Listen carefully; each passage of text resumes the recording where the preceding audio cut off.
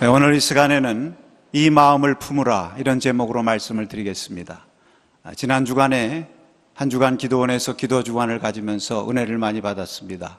대부분의 시간은 우리 성도님들의 기도 제목을 놓고 기도하는 시간을 기도굴에 들어가서 가졌는데, 특별히 이번 주간에 경찰 선교회 주간으로 경찰 복음화를 위한 집회가 열렸습니다.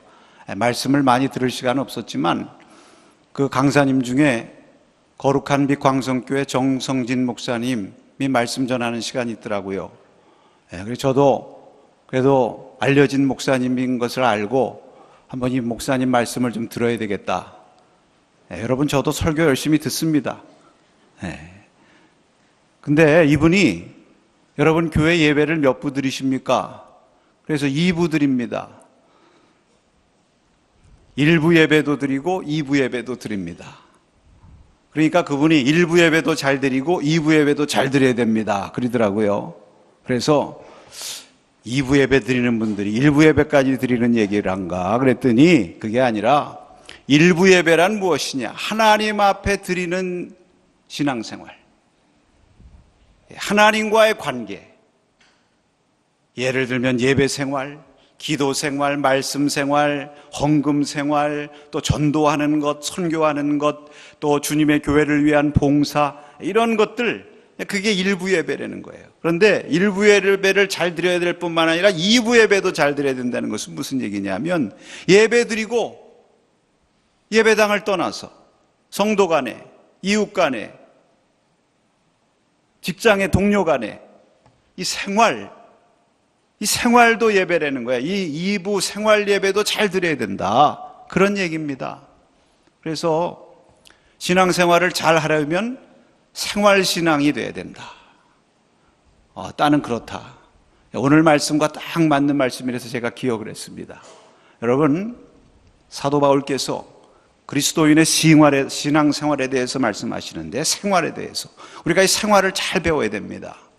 이 한국교회가 하나님 앞에 예배드리고 기도 열심히 하고 열심히 전도하고 하나님께 충성하는 것은 잘 가르쳤는데, 사회생활, 대인관계 생활, 이것을 잘 가르치지 못해서 어려운 문제가 있다, 우리가 그렇게 얘기합니다.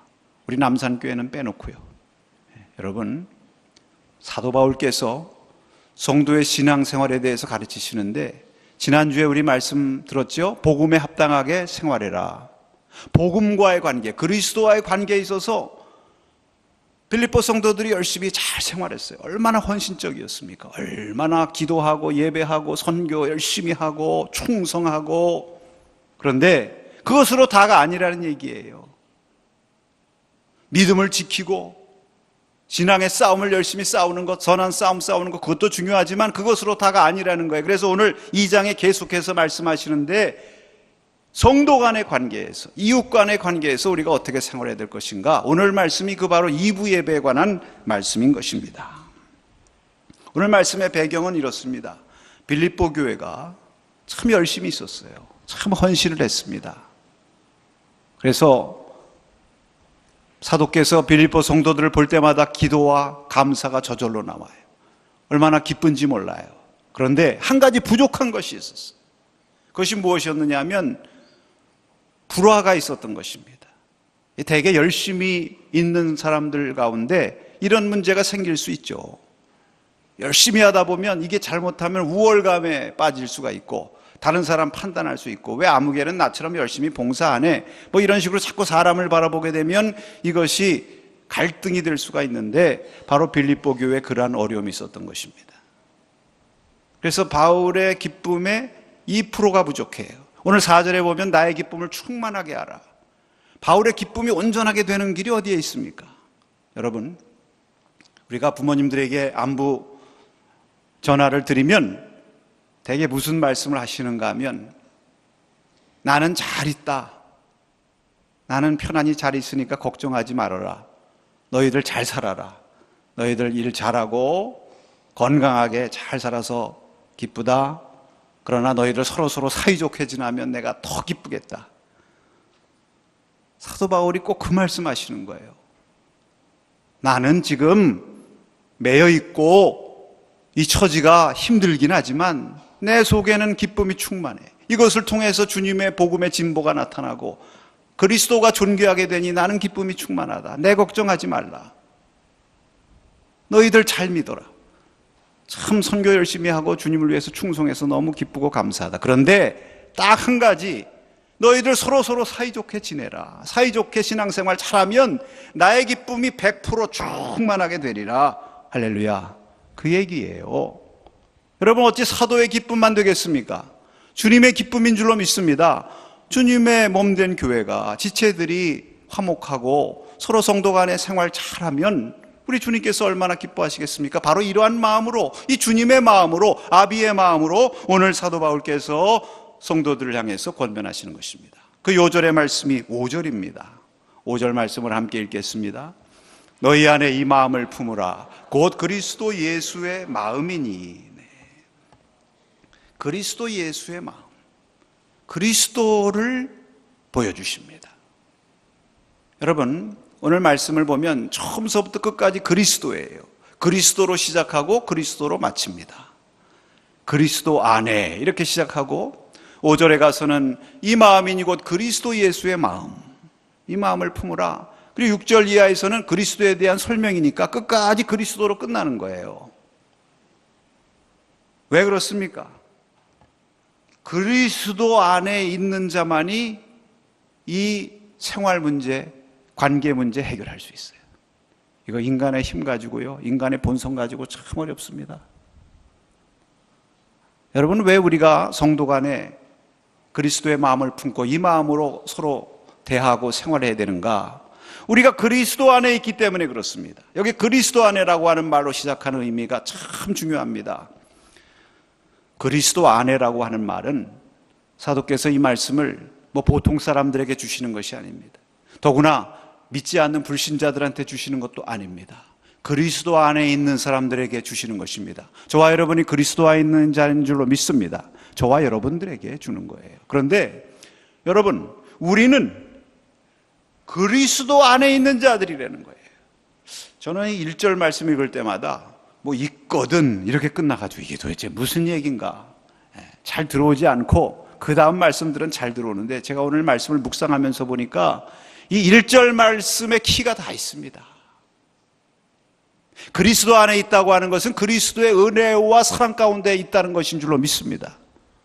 저와 여러분은 그리스도의 은혜와 사랑을 이미 받고 누리는 사람들이에요. 우리가 천국 시민을 노릇을 하는 것이 복음에 합당하게 생활하는 것이라고 말씀을 드렸는데, 우리는 이미 복음을 믿고 예수님을 영접함으로 천국 시민 되어서 천국 시민의 축복을 누리고 있어요. 주님의 은혜와 사랑을 받은 것입니다. 이제 은혜와 사랑을 받았으니 시민 노릇을 하라. 여러분, 우리가 받은 은혜가 무엇입니까? 여기 5가지 단어를 통해서 말씀하세요. 너무 귀한 일이고 오늘 사실 말씀의 비결이 여기에 있습니다. 여기 말씀 보면 첫째가 권면이요, 둘째가 사랑의 위로요, 셋째가 성령의 교제요, 넷째, 다섯째 긍휼과 자비입니다. 긍휼과 자비라는 것은 한 가지요, 긍휼의 마음이 자비로 나타나는 거니까 4가지라고 말할 수 있어요. 우리가 주님으로부터 받은 은혜가 4가지 은혜입니다. 저는 이것을 가리켜서 사중은혜, 따라하십시다. 사중은혜. 우리 성도들은 그리스도 안에서 이 사중은혜를 받은 사람들이에요. 우리가 받은 영적 축복입니다. 자, 이 은혜 한번 살펴보고, 권면을 받았어요. 여러분, 이미 주님께서 우리에게 권면을 주셨습니다. 이 권면이 무엇입니까? 파라클레오란 말인데 보혜사 파라클레토스와 연결된 말이에요. 성령께서 우리를 격려하시고 우리에게 위로를 주심과 같이 우리에게 주님께서 격려를 주십니다. 격려를 주시는데 무엇을 통해서 주십니까? 말씀을 통해서, 선포된 말씀을 통해서, 하나님의 말씀을 통해서 우리를 격려하세요. 저와 여러분이 먼저 믿고 하나님의 자녀가 되는 순간 먼저 우리에게 주어지는 은혜가 격려의 은혜예요. 아멘이십니까? 그래서 우리가 이 격려의 은혜를 받아서 이것을 통해서 우리가 세움을 받고 인도함을 받지 않습니까? 바로 이러한 권면, 우리에게 격려가 있으니 너희도 이 격려로 다른 사람을 대하라, 그런 얘기예요. 둘째로 사랑의 위로를 말씀합니다. 우리가 주님의 은혜 안에 있는 순간 우리가 위로를 받습니다. 사랑의 위로, 주님으로부터 받고 주 안에서 또 성도들로부터 받는 것입니다. 여러분, 이 말씀에 대해서 핵심적으로 고린도후서 1장 4절에서 5절 여기에 이렇게 말씀하고 있어요. 우리 한번 같이 읽겠습니다. 우리의 모든 환난 중에서 우리를 위로하사 우리로 하여금 하나님께 받는 위로로서 모든 환난 중에 있는 자들을 능히 위로하게 하시는 이시로다. 그리스도의 고난이 우리에게 넘친 것 같이 우리가 받는 위로도 그리스도로 말미암아 넘치느니라. 아멘. 여러분, 위로의 하나님께서 저와 여러분을 위로하시고 또 이 위로를 말미암아 위로를 받은 우리가 다른 사람을 위로하게 하시고 성도 간에 서로 위로를 받게 하시는 것입니다. 교회를 통해서 위로를 받게 하시고. 지난 5월, 6월 장례가 많이 있었죠. 장례를 이렇게 같이 집전하고 치르면서 늘 듣는 말씀이 있어요. 그 유족들이 늘 그런 말씀을 하십니다. 목사님, 이번 장례를 치르면서 참 많은 위로를 받았습니다. 말씀을 통해서도 위로를 받았고 또 우리 교회를 통해서 성도들을 통해서 많은 위로를 받았습니다. 여러분, 이것이 우리가 주 안에서 누리는 축복인 줄로 믿습니다. 우리가 슬플 때, 우리가 고난 가운데 있을 때, 우리가 어려운 가운데 있을 때에, 연약할 때에 사랑의 위로를 받는 것입니다. 주님께서 우리를 위로하시고 또 주님의 위로를 받은 성도들을 통해서, 교회를 통해서 우리를 위로하는 것입니다. 여러분 가운데 이 위로가 있습니까? 무슨 위로가 있거든 이 위로로 다른 사람을 위로하라, 그런 말씀이죠. 세 번째로는 성령의 교제라고 말씀합니다. 우리가 주 안에서 누리는 세 번째 은혜가 성령의 교제예요. 예수님을 믿는 순간 성령께서 저와 여러분 가운데 임재하심을 믿습니다. 아멘이십니까? 우리 가운데 성령께서 계셔서 우리와 교통하세요. 성령 안에서 교통하고 또 이 성령의 교통으로 다른 성도들 간에 서로 성도 간에 교통이 일어나는 것입니다. 우리가 이 성령의 교통을 하는 가장 중요한 통로가 무엇이냐면 중보기도예요. 저는 기도원에 있으면서 참 순간순간 많은 행복을 느꼈습니다. 왜? 우리 성도들과 교통할 수 있어요. 성령 안에서 교통할 수 있어서. 무슨 말씀이냐면 제가 기도원에 올라간다고 하니까 기도 제목을 주십시오. 저에게 기도 제목을 주셨는데 몇 가정에 주셨는가 하면 400가정. 400가정이 기도를 주셨어요. 400가정. 400여 가정. 이름을 쉬어보니까 450명이에요. 한 분당 최소 1분씩만 해도 450분이에요. 그러니까 굴 속에서 기도하는 일 외에는 없더라고요. 근데 기도하면서 놀라운 것은 교통을 체험하는 것입니다. 여러분, 기도하는 순간, 기도라는 것은 마음이 지향하는 거거든요. 기도하면 그 기도하는 순간 그분을 위해서 기도하면 그분이 마음속에 떠오르는 거예요. 그분의 기도 제목, 그 삶의 모습이 파노라마처럼 지나갑니다. 얼굴이 떠오르고 마음에 품게 돼요. 성령 안에 교통하는 것입니다. 하늘의 하나님께 기도합니다. 여러분, 하늘의 하나님께 기도하는 것이기 때문에 몸은 떨어져 있지만 성령 안에서 동시에 통하는 줄로 믿습니다. 여기서 하늘에 있는 인공위성에다가 전파 쏘면 그 전파가 즉시 어디로 가요? 미국에 있는 우리 아이들한테 가는 거예요. 이 성령 안에서 교통하는 일이 얼마나 좋아요. 간혹가다 얼굴이 기억 안 나는 분들이 있어요. 저 2층에도 저 멀리 이렇게 계신 분들 가운데 혹시 저한테 와서 좀 한번 인사하고 가시기 바랍니다. 얼굴이 기억이 안 나면 우리 디모데 교족을 찾아요. 제 핸드폰에 다 들어있어요. 거기 보면 치면은 얼굴이 다 뜹니다. 그럼 얼굴 바라보면서 이분이구나 하면서 더 기도하게 되고, 여러분, 이것이 교통의 은혜인 줄로 믿습니다. 우리가 성령 안에서 이런 교통을 누린다는 거예요. 그러니까 이러한 교제의 은혜가 있으니 다른 사람과 이러한 교제를 나누라, 이런 말씀 아닙니까? 긍휼과 자비가 있다고 말씀하십니다. 긍휼, 이 긍휼이라는 말은 사도 바울이 잘 애용하는 말인데 여러분 1장 8절에 이미 사용하셨어요. 예수 그리스도의 심장, 그 심장이 긍휼입니다. 이 주님의 긍휼의 마음, 그 예수님의 심장으로 저와 여러분은 긍휼히 여기시고, 긍휼의 표현이 무엇입니까? 자비입니다. 자비를 베푸셨어요. 자비의 핵심이 무엇입니까? 용서예요. 용서. 저와 여러분을 있는 그대로 용납하시고 용서해 주셔서 의롭게 하신 줄로 믿습니다. 우리가 이러한 은혜를 받았으니 우리도 긍휼과 자비로 용서하고 용납하고 불쌍히 여기면서 성도들과 사귐을 가져야 된다. 다른 사람을 대하여 그렇게 대하라. 이런 말씀이에요. 그러니까 오늘 1절 말씀을 정확하게 번역하면 너희가 그리스도 안에서 권면과 사랑의 위로와 성령의 교제와 긍휼과 자비를 얻었으니, 이렇게 해야 되는 거예요.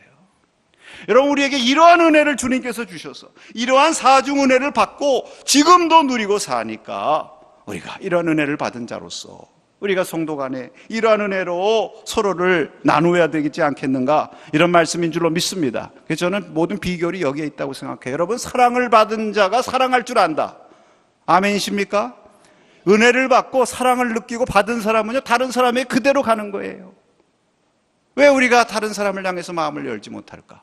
혹시 우리가 주님의 은혜를 마음껏 누리지 못하는 것은 아닌가? 이 시간 주님 앞에서 한번 자신을 돌이켜 보시기를 바랍니다. 그러면 어떻게 여러분, 성도 간에 이러한 신령한 은혜를 이제 나누게 될 것인가? 계속해서 2절에서부터 4절까지 생활의 모습에 대해서 말씀하시는데, 여기 말씀을 가만히 살펴보면 자주 나오는 단어가 있어요. 그 단어가 무엇이냐? 6번 나옵니다. 무슨 단어일까요? 마음이라는 단어입니다. 마음. 그리스도라는 말과 함께 이 마음, 이게 핵심이에요. 왜? 마음의 발로 아닙니까? 생활이라는 것은. 말과 행동이라는 것은 마음의 발로기 때문에 마음이 바로 서면 생활도 바로 서는 거예요. 마음이 진정할 때에 우리가 다른 이웃을 향한 태도도 진정성이 있게 되는 것입니다. 그러니까 마음의 변화가 있어야 되는데, 그리스도의 마음. 이 마음이라는 게 무엇이냐? 마음이라는 건 성질이에요. 기질. 이것이 대인관계에 깊은 영향을 끼치는 것입니다. 좋은 성질을 갖고 그리스도의 마음을 갖고 은혜를 받았으면 권면, 사랑의 위로, 성령의 교제, 자비와 긍휼이 넘치게 되는 줄로 믿습니다. 그런데 안 좋은 성질이 있으면 상처를 주는 거예요. 여러분, 성질과 비슷한 말이 성령입니다. 똑같은 성자를 공유하고 있어요. 성질이 변화되려면 성령 충만해야 되는 줄로 믿습니다. 성령 충만하지 않으면 성질 충만한 거예요. 뭐라고요? 성질 충만해요. 인간적인 성질 그대로 남아있는 것입니다. 그리스도의 마음, 성질이라는 말이지만 어감이 이상하지만 그리스도의 마음으로 덧입혀지고 충만해져야, 그래야 우리의 마음이 변화돼서 은혜와 사랑이 넘치는 축복의 마음이 되는 것이죠. 성질은 누구의 마음이에요? 내 마음. 성령은 누구의 마음입니까? 그리스도의 마음, 그리스도의 영이에요. 그리스도의 영으로 충만하시기를 축원합니다. 그래서 그리스도의 마음을 품어라. 이게 내 인간의 노력 가지고 안 돼. 그리스도의 마음이 품어져야 돼. 품는다는 말 너무 좋아해요, 저는. 왜? 우리나라 말에만 있어요. 원어를 보고 영어 성경 어디를 봐도 품는다는 말이 없어요. 그런데 품는다는 말이 참 좋은 것이, 암탉이 알을 품는다. 이 품으면 무엇이 탄생합니까? 생명이 탄생하는 거예요. 그리스도의 마음을 여기 품으면 그리스도 마음께서 저와 여러분 가운데 생명으로 역사하셔서 우리의 마음을 생명의 마음, 사랑의 마음, 은총의 마음, 평안의 마음, 구원의 마음, 할렐루야, 생명의 마음으로 바꿔가시는 거예요. 품으시기 바랍니다. 품기만 하면 돼요. 어떻게 품어야 되느냐? 그리스도의 마음을 품는다는 것이 무엇이냐? 오늘 계속해서 두 가지의 말씀을 하십니다. 그것을 이렇게 말할 수 있습니다. 따라하십시다. 한 마음을 품으라. 겸손한 마음을 품으라. 네, 오늘 그 말이에요. 여기 2절 말씀 한번 같이 읽겠습니다. 마음을 같이하여 같은 사랑을 가지고 뜻을 합하여 한 마음을 품어. 이게 결국 한 마음 품으라는 얘기예요. 4번이나 반복했어요. 얼마나 사도께서 한 마음 품기를 간절히 원하셨으면 4번이나 똑같은 얘기를 하셨겠습니까? 그런데 여러분이 4번이나 똑같은 얘기를 하는 것은 우리의 지정의가 다 마음을 같이하여 이렇게 돼야 된다는 거예요. 여러분, 먼저 우리의 마음의 생각, 지적인 마음, 생각이 같아야 된다. 다른 생각 품지 말고 성도 간에는 한 생각을 가지라. 정적으로도 감정적으로도 한 마음을 품으라. 무슨 얘기예요? 성경에 보면 이런 말씀이 있습니다. 따라하십시다. 우는 자들과 함께 울고 웃는 자들과 함께 웃으라. 예, 그거예요. 옆에서 울고 있는데 나는 맹송맹송하고, 옆에서 막 좋아하는데 나는 심각하게 있고, 이것은 감정적으로 마음을 같이 하는 게 아니죠. 뜻을 같이 하라. 뜻에 있어서도 마음을 하나로 품으라. 같은 뜻을 가지고 주님의 주신 공동의 목적과 사명을 위해서 함께 나가는 동지가 되라. 할렐루야. 옆에 있는 분들하고 한번 인사 한번 하십시다. 우리 동지가 됩시다. 네. 얼마나 좋아요? 동지. 뜻을 같이 해서 주님의 일을 위해서 쓰임받는 동지. 여러분은 저의 동지요, 저는 여러분의 동지. 서로서로 동지인 줄로 믿습니다. 네. 우리가 참 이 마음을 같이 한다고 그랬는데 이거 참 쉬운 일은 아닌 것 같아요. 왜 사람이 다 다르지 않습니까? 외모만 다른 게 아니라 정말 다른 것은 사실 마음이 다를 때 다름을 느끼죠, 우리가. 제가 최근에 성격 테스트를 한번 받았습니다. 제가 시험 대상이 됐었어요. 우리 딸이 청소년 상담사입니다. 근데 이 아이가 MBTI라는 뭐 성격 테스트인가 뭔가를 가지고 저한테 갖고 오더니 이거 테스트 받아야 된다는 거예요. 자기 실험 대상이 돼야 된다는 거예요. 그럼 뭐 딸을 이기는 아빠가 있습니까? 그래가지고 받았는데 그 MBTI라는 게 뭐냐면 보니까 뭐의 약자냐? 마이어스 브릭스 타이프 인디케이터. 네. 브릭스와 마이어는 모녀 학자예요, 심리학자. 이 모녀가 칼 구스타프 융의 심리 분석을 토대로 해가지고 인간의 유형을 인디케이터, 지표로 만든 거예요. 그래서 여기 보니까 4가지 큰 유형으로 나눴더라고요. 분석형, 외교형, 관리자형, 탐험가형. 이렇게 나눠놓고 또 그 4가지마다 각각 또 4가지씩 세분을 했어요. 그러면서 뭐 저보고 뭐 ISTJ래나 난 뭔지도 모르겠어요, 지금. 그건 하나도 모르겠고, 제가 이거 하면서 느낀 거 하나 있습니다. 참 인간이 달라도 이렇게 다르구나. 너무 다르다는 거예요. 유형이 16개지 수만 가지의 마음들이 있는 겁니다. 성격과 기질이 있는 거예요. 이 다른 사람이 어떻게 같이 살까? 여러분 그런 소리 하잖아요. 내 뱃속으로 난 새끼인데도 어떻게 저렇게 다를 수가 있을까? 그게 인간적으로는 이 다른 것이 하나가 안 되는 겁니다. 그래서 어떻게 되느냐? 그리스도의 마음을 가지라는 거예요. 할렐루야. 그리스도의 마음, 이것이 공통분모예요. 내 성질, 이거 가지고 서로 화해되기 어렵고 자꾸 다툼이 생기면 내 성질을 내려놓고 그리스도의 마음으로, 같은 사랑을 가지라고 하는데 사랑이 아가페예요. 아가페. 그리스도의 사랑으로. 할렐루야. 여러분 우리 교회 표가 은혜와 사랑으로 섬기는 교회. 그 밑에 뭡니까? 성령으로 하나 돼요. 성령으로 하나 되는 게 뭐예요? 여러분 성령으로 하나 된다는 것이 바로 그리스도의 마음을 함께 품자. 그리스도의 뜻과 그리스도의 정신, 그리스도의 마음을 함께 품고 한 마음으로 달려나가자, 이 말씀인 줄로 믿습니다. 그렇게 간구하시기를 바랍니다. 그리고 여기 계속해서 겸손한 마음을 품으라. 겸손한 마음. 그래야 화목할 수 있다. 3절, 4절 한번 읽어보겠습니다. 아무 일에든지 다툼이나 허용으로 하지 말고 오직 겸손한 마음으로 각각 자기보다 남을 낮게 여기고 각각 자기 일을 돌볼 뿐더러 또한 각각 다른 사람들의 일을 돌보아 나의 기쁨을 충만하게 하라. 여러분 이 말씀 읽으면서 참 사도가 얼마나 자상한지, 이 겸손한 마음에 대해서 이렇게 잘 가르쳐 주신 분이 없어요. 먼저 소극적으로 이것은 겸손이 아니다, 그리고 가르쳐 주십니다. 그게 뭡니까?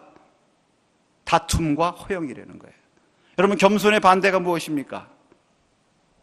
그런데도 비겸손이라고 대답하는 분들이 있어요. 겸손의 반대는요, 다툼과 허용이라는 거예요. 왜? 다툼과 허용이 자만심에서 나오거든요. 이 다툼이라는 말이 앞에 나온 말이에요. 저희들이 다툼으로 복음을 전파한다고 그랬어요. 개인적인 야심으로, 경쟁심, 당파심으로. 허용, 자기보다 더 크게 부풀리는 거. 여러분 오늘 시대 문화가 허용의 문화 아닙니까? 제가 요새 인간의 품격, 데이비스 브룩스라고 하는 분이 쓴 인간의 품격이라는 책을 읽고 은혜를 많이 받고 있어요. 그 원 제목이 The Road to Character, 캐릭터로 가는 길, 인격 수양으로 가는 길. 이 삶은 성공이 아니라 성장의 이야기다. 이렇게 부제가 달려 있는데 거기 보니까 오늘 이 시대를 어떤 시대로 규정하느냐면 빅미의 시대래. 빅미. 본인 어렸을 때 젊었을 때만 해도요, 리틀미, 자기가 겸손하고 다른 사람을 이렇게 존중하고 하는 그런 문화였는데 요즘엔 자기가 최고, 커진 문화. 그래, 20세기 중반에 1만 명의 고등학교 학생들을 대상으로 설문을 조사했는데 자기가 매우 중요한 사람이라고 생각하는 사람 손들라고 그러니까요 12%만 손들더래요. 그런데 2000년대 들어가지고 똑같은 설문조사를 했더니 80%가 손들더래요. 여러분, 요즘의 시대는 셀카 시대예요. 자기를 왜 찍습니까? 자기를 이렇게 왜 찍어요? 자연을 찍는. 왜 자기를 찍느냐? 이거 자기 찍어가지고 자기 블로그 만들려고. 세상을 자기중심적으로 재구성해요. 정말 코페르니쿠스의 혁명이 요즘처럼 일어난 때가 없습니다. 완전히 모든 세상이 자기중심으로 돌아가는데 특히 누구에게 돌아가요? 우리 어린아이들. 완전히 자기중심이에요. 왜? 이 세상이 그렇습니다. 이런 시대에 우리가 겸손하게 산다고 하는 거, 여기 사도 바울이 말씀하십니다. 나보다 남을 낮게 여기라. 이거 얼마나 힘듭니까? 왜? 우리 본성이 그렇게 하라고 가르치질 않아요. 우리 본성이 나를 높이라고 가르칩니다. 여러분, 이 시대 문화가 나를 드러내라고 가르쳐요. 홍보하고 자기를 과시하라고. 그러니까 우리가 세파에 싸우면서 자기 본성과 싸우면서 살려니 얼마나 힘들어요. 그래서 여러분, 그리스도의 마음을 품을 때 우리가 비로소 나보다 남을 낮게 여길 수 있게 된다. 각각 내 일만 돌보는 것이 아니라 남의 일을 돌보라. 이게 나보다 남을 낮게 여기는 표현이죠. 나를 낮게 여기면 내 관심에 매몰되어 있지만 남을 낮게 여기면 다른 사람의 일도 돌볼 줄 안다. 여러분, 그렇다고 해서 남을 낮게 여기라고 해가지고 세상에 무슨 불안당이나 무슨 술주정뱅이 이런 사람들 다 낮게 여기라는 얘기가 아니에요. 여기라고 하는 말의 핵심이 있습니다. 여기라는 말은 잘 살펴서 인정한다, 그런 뜻이에요. 다른 사람을 잘 살펴서 그 사람의 장점이 보이면 그 장점을 축혀 세워주고 칭찬해주고 인정해주라. 할렐루야. 칭찬은 고래도 춤추게 한다고 그랬는데 여러분, 칭찬하는 사람 되시기 바랍니다. 여러분, 지도자의 덕목 가운데 중요한 것이 무엇이냐면 굿파인더라고 그래요. 좋은 것을 발견하는 사람, 상대방의 장점을 발견하는 사람. 내 일만 돌아볼 뿐만 아니라 다른 사람의 일도 돌아보라고 말씀합니다. 그렇다고 내 일은 안 돌아보고 남의 일만 돌아보고 내 가족한테는 제대로 잘못하면서 남한테는 잘하는, 또 그런 너무 오버하는 분들이 있는데 그거 말고 다른 사람 돌보라. 여러분, 선한 사마리아인처럼 다른 사람 어려우면 이렇게 돌아볼 줄 알고, 사도 바울 예루살렘 교회 어렵다고 그러니까 어려운 교회 이렇게 돌아볼 줄 알고, 빌립보 교회 복음 전하는 사역자들 형편이 이렇게 돌아볼 줄 알고. 여러분, 오늘 무슨 날입니까? 제언절. 느헤미야처럼 에스더처럼 나라 민족의 일도 돌아볼 줄 알고. 여러분, 국민일보 보셨습니까? 안 보셨죠? 그래서 저희들이 게시판에 붙여놨습니다. 어제 국민일보 제언절 특집으로 무슨 기사가 나왔느냐 하면 재헌국회와 이윤영 목사님에 대한 기사가 나왔어요. 우리 대한민국 재헌국회는 기도로 시작했다. 우리 대한민국은 기도로 건국된 나라다. 그 기도한 분이 누굽니까? 이윤영 목사님. 근데 이윤영 목사님이 남산교회 다녔다. 그래가지고 남산교회 사진 나오고 남산교회 거기 기사가 나왔어요. 여러분, 게시판에 붙였으니까 보시기 바랍니다. 이런 남산교회 교인된 거 자랑스러우십니까? 이게 특권이죠. 그러나 여러분, 특권을 누린 사람은 또 어떻게 된다고요? 시민 노릇 잘하래요. 우리의 사명입니다. 나라 민족을 돌보고 위에서 기도하는 사명이 저와 여러분에게 있는 줄로 믿습니다. 여러분, 세상이요, 이렇게 빅미의 시대, 자기를 드러내고 자기 일에만 관심하고 남의 일에는 무관심한 이런 대겸손한 사람은 자기보다 남의 일을 돌볼 줄 아는 사람. 그래서 아까 말씀드린 그 데이빗 브룩스라고 하는 분이 그 책에서 그렇게 얘기를 합니다. 이제 우리의 삶이 성공을 위한 싸움에서 성장을 위한 싸움, 인격을 위한 싸움으로 전환돼야 될 때가 됐다, 그 얘기예요. 우리 사람에게 아담 1이 있고 아담 2가 있답니다. 아담 1은 성공과 커리어를 추구하는 외적인 인간이고, 아담 2는 우리 내면 영혼의 구원을 추구하고 사랑과 평화를 추구하는 그러한 내적인 인간인데, 이 내적인 인간이 제대로 서지 않으면 결국 외적인 인간도 무너진다는 거예요. 근데 여러분, 이런 일은 우리의 힘 가지고 되지 않는다고요. 혼자 싸울 수 없다고 얘기합니다. 혼자 싸울 수 없다는 것이 무엇입니까? 여기에 신앙의 자리가 들어가는 거예요. 그리스도의 마음을 입으라. 할렐루야. 그리스도의 마음을 입을 때에만 우리는 이러한 본성도 거슬려 싸울 수 있고, 시대의 풍조와도 거슬려 싸우면서 화목하고 하나님의 천국 생활을 맛볼 수가 있게 되는 것입니다.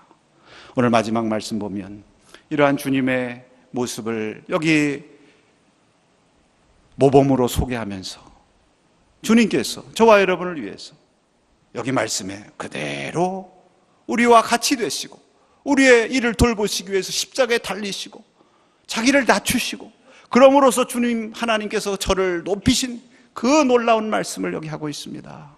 오늘 이 말씀은 이렇게 주님의 마음을 가지고 이웃을 대하고 은혜와 사랑으로 행하는 사람들, 그들을 향한 위로와 격려의 말씀입니다. 여러분, 우리가 주님의 마음을 가지고 살려고 하면 때로는요, 자기도 내려놔야 되고 져야 되고요, 때로는 손해보는 것 같고, 때로는 억울한 일도 많고, 그런 일 많이 있지만 누가 높여주십니까? 주님께서 높여주신다는 거예요. 절대로 손해가 아니다. 절대로 손해가 아니다. 주님께서 높여주시니 이 은혜를 사모하면서 나아가라.